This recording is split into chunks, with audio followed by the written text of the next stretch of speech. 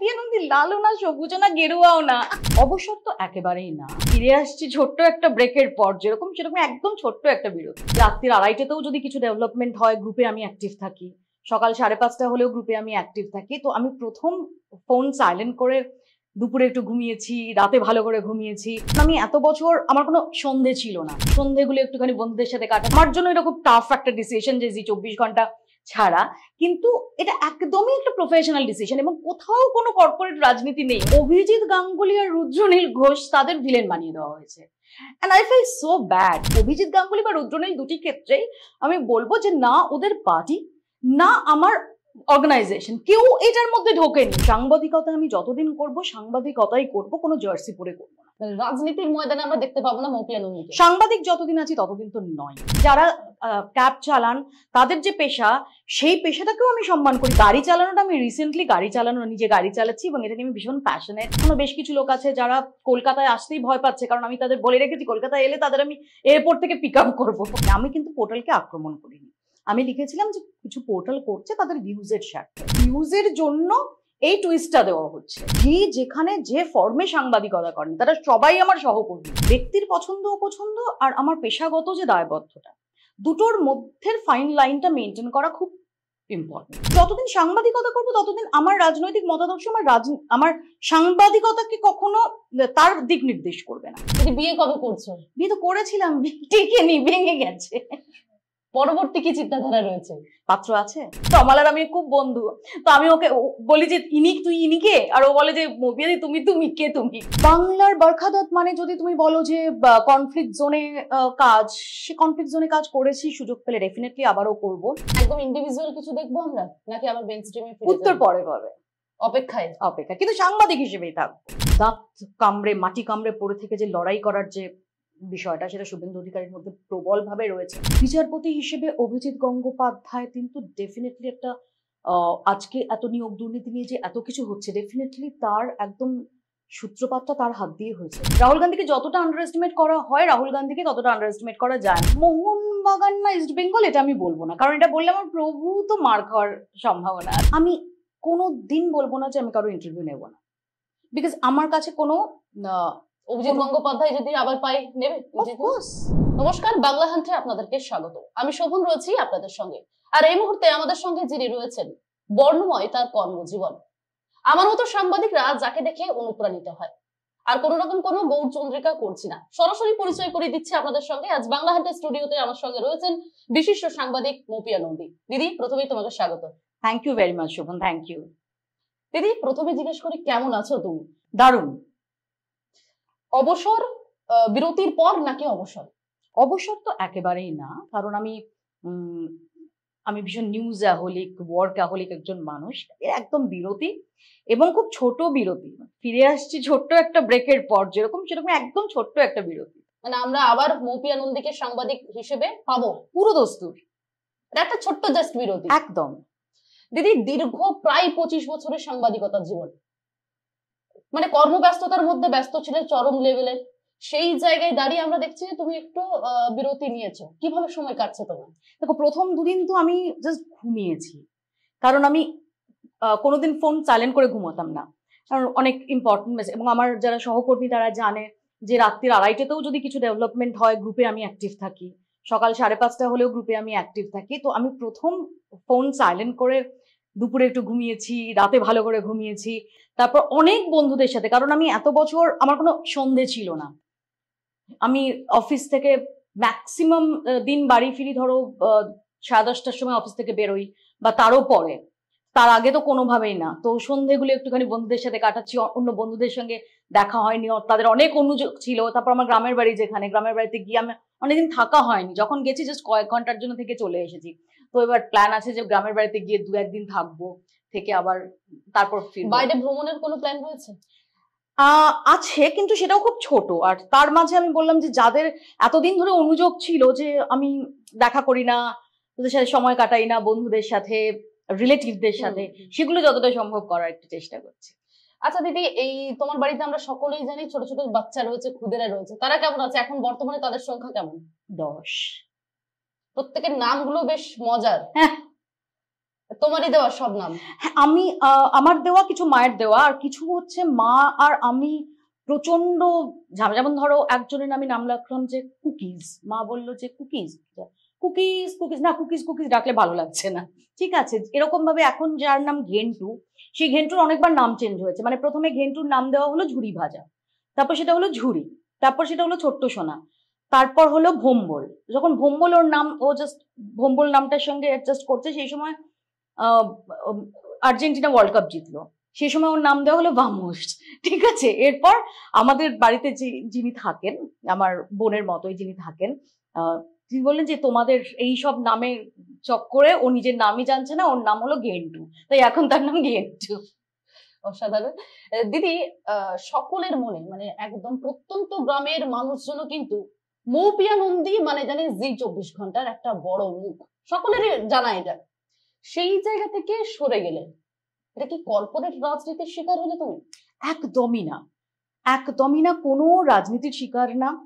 ঠিকই 18 বছর ধরে আমি এই সংস্থায় থেকেছি, এবং এই সংস্থায় যে থেকেছি, আমি আজকে যেখানে দাঁড়িয়ে আছি, আজ যে আমি কেন জি 24 ঘন্টা ছাড়ছি এটা নিয়েও যে মানুষ আলোচনা করছেন, এই যে জায়গাটা তারা আমাকে দিচ্ছেন, সেটাও কিন্তু জি 24 ঘন্টার জন্য। তো জি 24 ঘন্টা আমার কাছে পরিবার। জি 24 ঘন্টায় আমি কাজ করেছি, সমস্ত রকমের সুযোগ পেয়েছি, আমি দায়িত্ব পেয়েছি, আমি সব রকমের, আমার ওটা সেকেন্ড হোমও না, আমার ফার্স্ট হোম। অ্যাকচুয়ালি 18 বছর ধরে জি 24 ঘন্টা আমার ফার্স্ট হোম। অনেকের ক্ষেত্রে যেটা হয় যে তারা অনেকগুলো হয়তো চেঞ্জ করেন, যেহেতু আমি 18 বছর চেঞ্জ করিনি, তাই জন্য অনেকেই নানা রকম কারণ ভাবছেন বা কেন ছাড়লাম এটা ভাবছেন। এটা ঠিকই আমার জন্য এটা খুব টাফ একটা ডিসিশন যে জি 24 ঘন্টা ছাড়া, কিন্তু এটা একদমই একটা প্রফেশনাল ডিসিশন, এবং কোথাও কোনো কর্পোরেট রাজনীতি নেই। মানে I am rather very very thankful to all my colleagues, my bosses, doctor Subhash Chandra, সবার কাছে আমি কৃতজ্ঞ। তো একদম মানে যেগুলো চলছে, যে জল্পনাগুলো চলছে কর্পোরেট রাজনীতি, অ্যাবসলিউটলি না। আচ্ছা দিদি, আমরা কয়েকদিন আগে দেখলাম যে একদম জি 24 ঘন্টার একটা অনুষ্ঠানে আমরা দেখছিলাম, যেখানে অভিজিৎ গঙ্গোপাধ্যায়ের সঙ্গে বড় সড়ো তোমার একটা ঝামেলার মতো একটা ছোট্ট করে হলো। তারপরে রুদ্রনীলকে নিয়ে আমরা ফেসবুকে একটা দ্বন্দ্ব দেখছিলাম বেশ কয়েকদিন ধরে, একটা দিন এক সপ্তাহের টাইম নিয়েছিল, তুমি একটার পর একটা পোস্ট করছো, সেই সবটি কিছু এফেক্ট করলো? একদমই না রাদান, আমার খুব খারাপ লাগছে। আমি মজার কথা বলছি, শোন, আমি জাস্ট যখন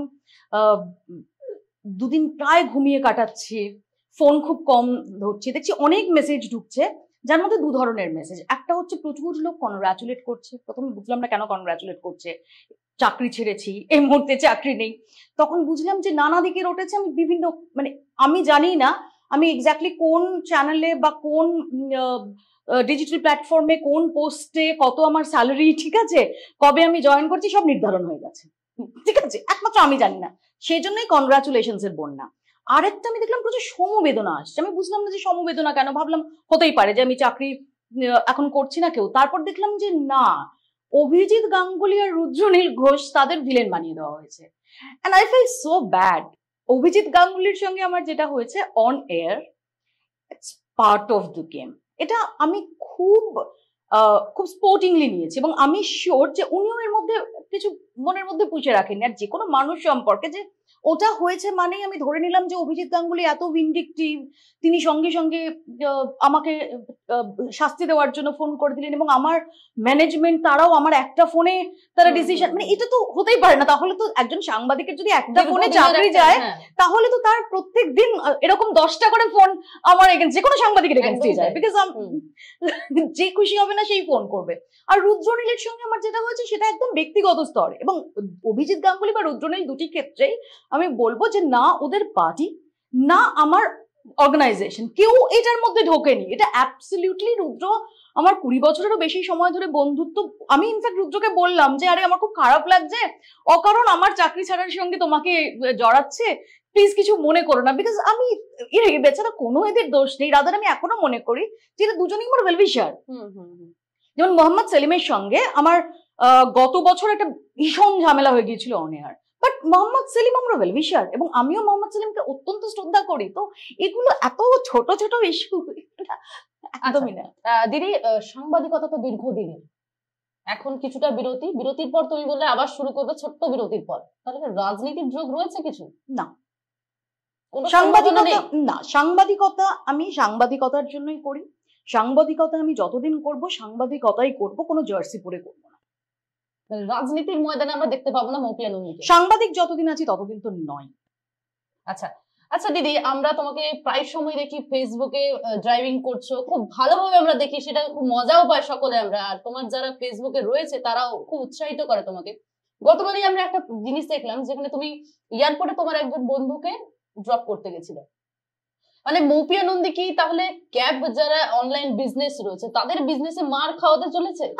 না না না না, কিন্তু এটাও ঠিক যে যারা ক্যাব চালান তাদের যে পেশা, সেই পেশাটাকেও আমি সম্মান করি, কিন্তু আমি মনে করি না যে আমার তাদের মতো যোগ্যতা আছে এই পেশাতে যাওয়ার। কারণ প্রত্যেকটা পেশার তার নিজের নিজের অনেক কিছু রয়েছে যেগুলো জানতে হয়, যেগুলো শিখতে হয়, যেগুলো দক্ষতা।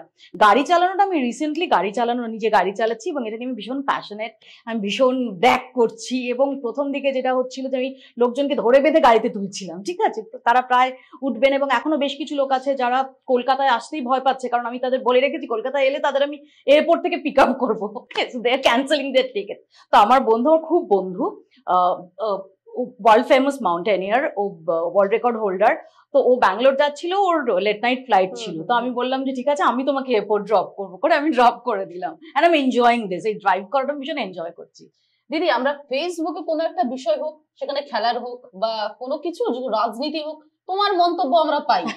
আমরা একটা জিনিস দেখলাম গত পরশু তুমি একটা পোস্ট করেছিলে তোমার যে 24 ঘন্টা ছাড়া নিয়ে, সেখানে তুমি একটা কথা শেষের দিকে লিখেছিলে পোর্টাল নিয়ে আক্রমণ। তাহলে কি মেইন স্ট্রিম করো বলে পোর্টালদেরকে সেভাবে সাংবাদিক হিসেবে মনে করো না? মানে নট এট অল, অ্যাবসলিউটলি না। আমি কিন্তু পোর্টালকে আক্রমণ করিনি। আমি লিখেছিলাম যে কিছু পোর্টাল করছে তাদের ভিউজের স্বার্থে। অ্যাজ আ জার্নালিস্ট আমি নিজেও জানি, যেহেতু আমি এই জি 24 ঘন্টাতেও যে ডিজিটালও তো তার পার্ট, এবং সেটাও আমি দেখতাম।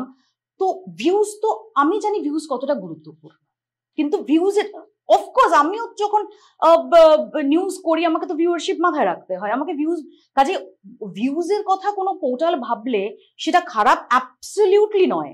এবং ওটাতে কোনো পোর্টালকে আমি শুধু বলেছি দেখুন ভিউজের জন্য এই টুইস্টটা দেওয়া হচ্ছে।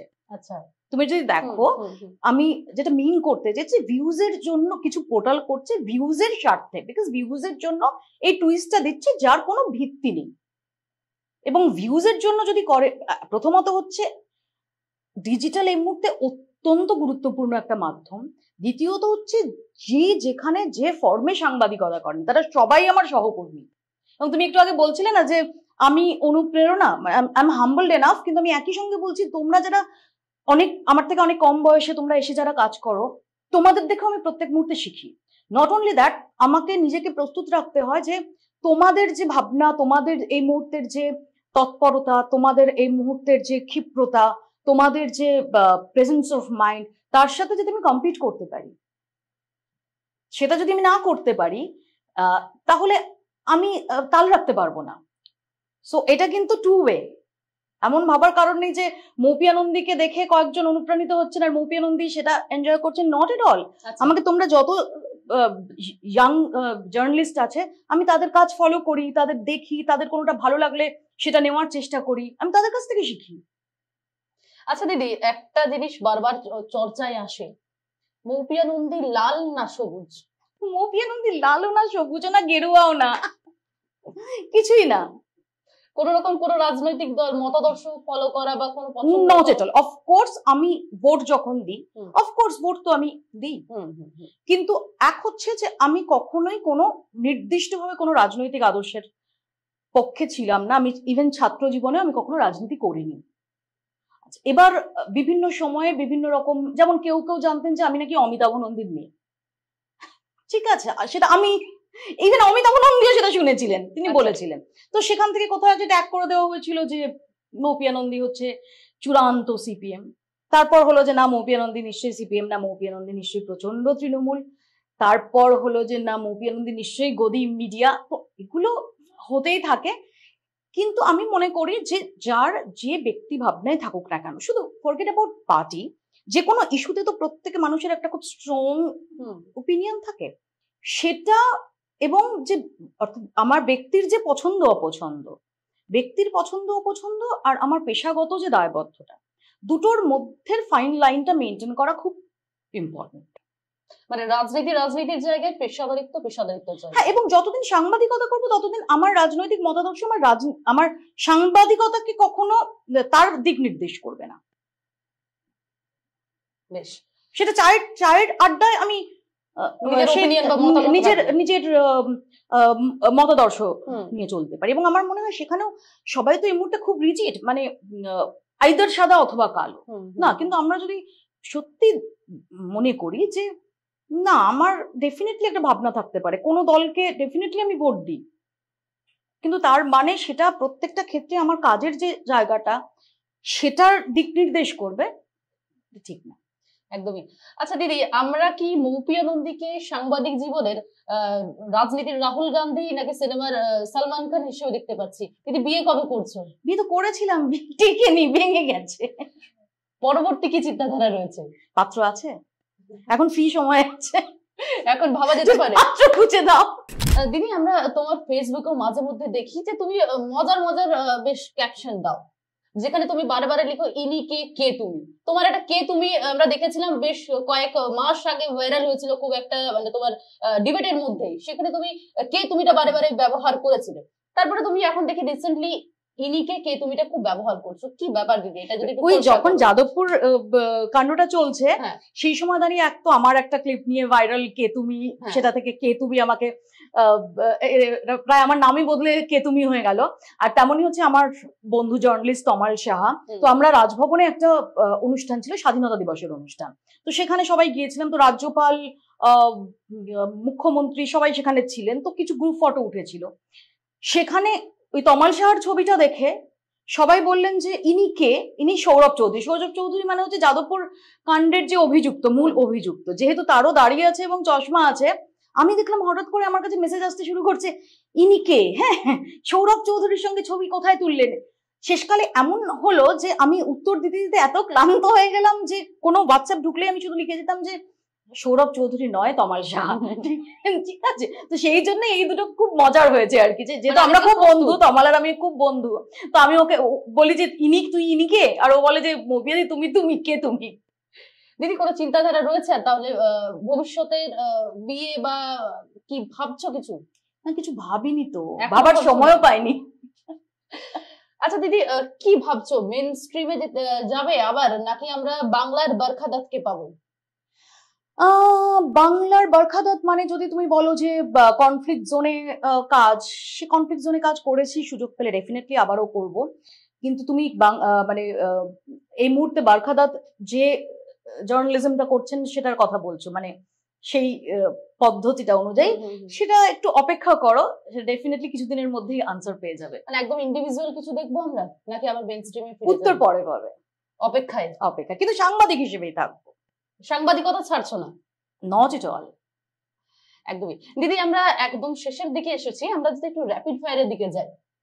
র্যাপিড ফায়ারের দিকে প্রথমেই তোমাকে আমি বলতে বলবো যে একেবারে এক শব্দে তুমি যদি একটু জানাও। এক শব্দে প্রথমে জিজ্ঞাসা করবো মমতা বন্দ্যোপাধ্যায়। অত্যন্ত দক্ষ রাজনীতিবিদ। অভিষেক বন্দ্যোপাধ্যায়। খুবই ব্রাইট, দূরদর্শিতা সম্পন্ন বলে মনে হচ্ছে অফকোর্স, এবং রাজনীতির দৌড়ে অনেক দূরই যাবেন বলে মনে করা হচ্ছে। ডেফিনেটলি তার দিকে আলাদাভাবে নজর থাকবে। শুভেন্দু অধিকারী লড়াকু, মাঠের সঙ্গে অত্যন্ত ভালো কানেকশন, এবং যে ধরনের রাজনীতি আমরা দেখি, যে ওই যে দাঁত কামড়ে মাটি কামড়ে পড়ে থেকে যে লড়াই করার যে বিষয়টা, সেটা শুভেন্দু অধিকারীর মধ্যে প্রবলভাবে রয়েছে। ডেফিনেটলি আমি এদের তিনজনকে অত্যন্ত, যখন আমি একটা পলিটিক্যাল অবজারভার হিসেবে দেখি, তো এদেরকে আমি নিশ্চয়ই খুব আগ্রহের সঙ্গে আমি এদের রাজনীতি ফলো করি।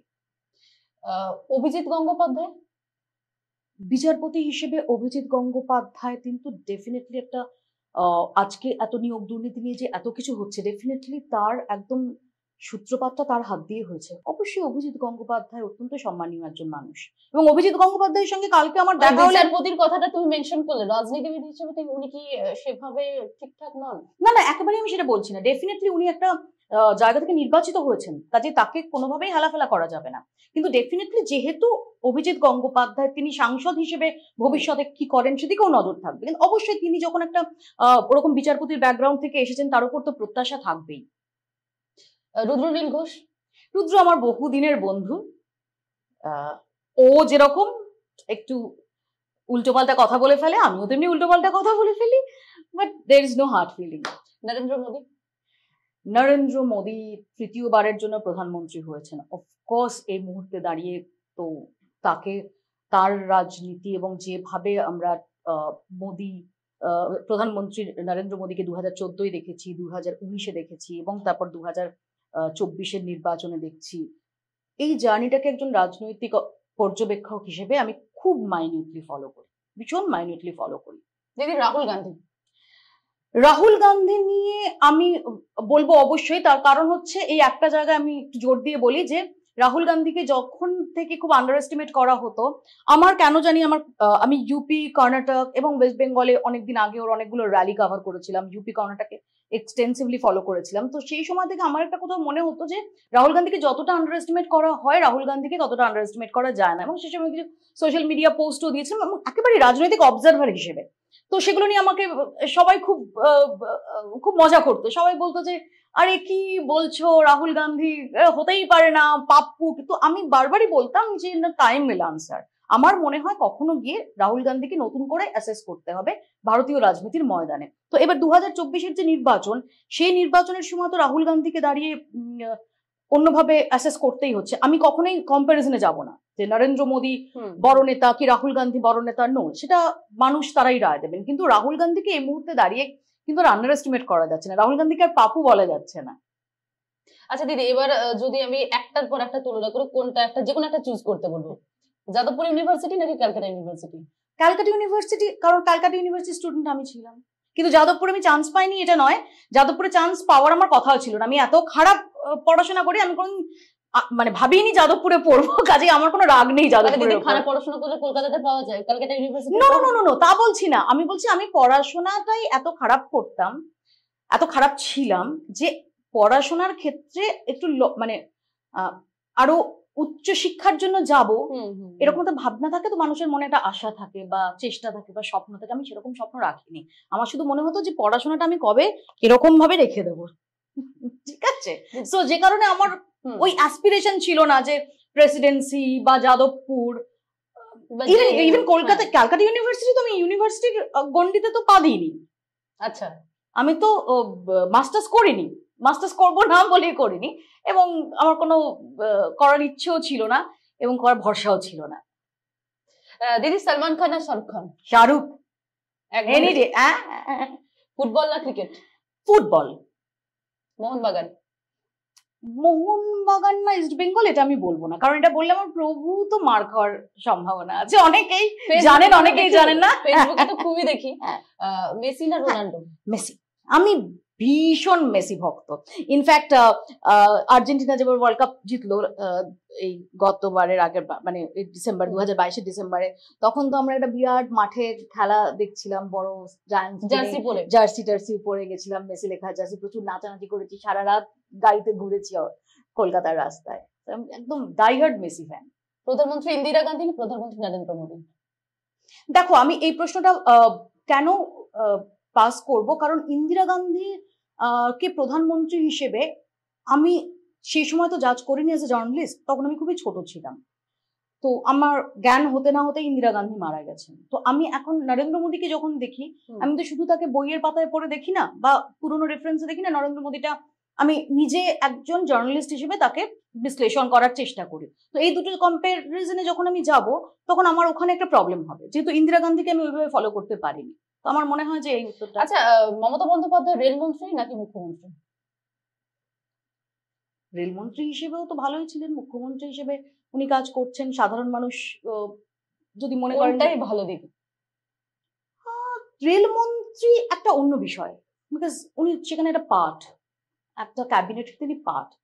আর মুখ্যমন্ত্রী হিসেবে তিনি একটা গোটা রাজ্যের প্রশাসনিক প্রধান। তো এই দুটোর মধ্যে তুলনা হয় না। আচ্ছা আচ্ছা দিদি, একবারে শেষের দিকে এসে গেছি আমরা। তোমাকে যদি বলা হয় ইন ফিউচার, তুমি তো বলে সাংবাদিকতাই করবে, সেই জায়গায় দাঁড়িয়ে যদি তোমাকে বলা হয় ইন্টারভিউ তুমি 5 জনের নেবে না কখনো, তো সেই 5 জনের নাম কি আসবে? আমি কোনো দিন বলবো না যে আমি কারো ইন্টারভিউ নেব না, বিকজ আমার কাছে কোনো অভিজিৎ গঙ্গোপাধ্যায় যদি আবার পাই নেবে? অফকোর্স নেব। এবং আমি কোনোদিন কোনো ছুটমার্গে বিশ্বাস করি না। আমি মনে করি একজন সাংবাদিক তার একজন খুব বড় অর্থনীতিবিদের সঙ্গে যতটা ভালো সম্পর্ক থাকার কথা, সমস্ত স্তরের মানুষ, এমনকি যারা হয়তো ইনফেমাস মানুষ, যেমন আমি খুব চাইবো যদি দাউদ ইব্রাহিমের ইন্টারভিউ পাই, তার থেকে বেশি খুশি আমার মতো কেউ হবে না।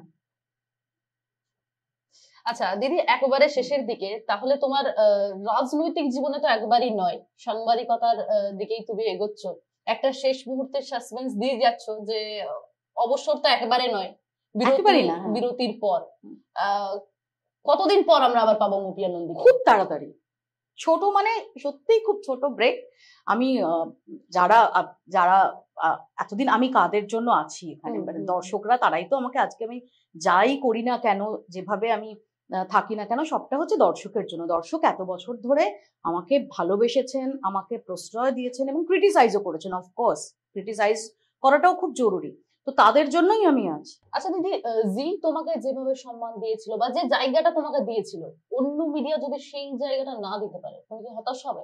দেখো, সেই জায়গা বলতে যদি তুমি বলো যে চেয়ার বা পজিশন, আমি মনে করি এগুলো সমস্ত টেম্পোরারি। সাংবাদিক হিসেবে আমি মনে করি একদম মূল যে কাজটা, যে কোর এরিয়াটা, সেটা হচ্ছে অ্যাজ আ জার্নালিস্ট মাঠে ঘাম ঝরিয়ে কাজ করাটা। তো আমি সবসময় মনে করি যে যে কোনো চেয়ার, যে কোনো পদ, যে কোনো পজিশন, সেগুলো হচ্ছে টেম্পোরারি। সেগুলো তোমার কাছে থাকতে পারে, তোমার কাছে না থাকতে পারে। তুমি সেটা এনজয় করতে পারো, তুমি সেটা এনজয় না করতে পারো, তুমি হারাতে পারো বা পেতে পারো, কিন্তু তোমার যে কবজিতে একটা জিনিসই থাকে, যে সাংবাদিক হিসেবে তুমি মাঠে ময়দানে লড়ে কাজটা করতে পারছো কিনা। তো ওটাই একজন সাংবাদিকের কাজ, ওটাই একজন সাংবাদিকের প্রাইড। তো একজন সাংবাদিক হিসেবে আমি বাকি কিছুর বাছবিচার করি না। আই এম গ্রেটফুল টু জি, আমাকে যে জায়গাটা দিয়েছে, আমাকে সব রকম গ্রোথের সুযোগ তারা দিয়েছেন, আমাকে সব রকম ভাবে তারা তৈরি করার সুযোগ দিয়েছেন। একই সঙ্গে আমি এখনো যদি একটা সাংবাদিক হিসেবে আমাকে জাস্ট মাঠে নেমে কাজ করতে হয়, সেটাও আমি খুব আনন্দের সঙ্গে, খুব প্যাশনেটলি, খুব ভালোবেসে করব, বিকজ অ্যাজ এ জার্নালিস্ট ওটাই আমার কাজ। একদমই দিদি, তোমার জন্য আগামীর অবশ্যই শুভেচ্ছা থাকলো। Thank you very much Rohan. যে তুমি কোন দিকে যাচ্ছ, সকলের নজর বাংলার মানুষের পাশাপাশি আমাদের সকলেরই নজর, কারণ তোমার কাছ থেকে আমরা রোজ একটু একটু করে শিখছি, আমরা শিখে চলেছি।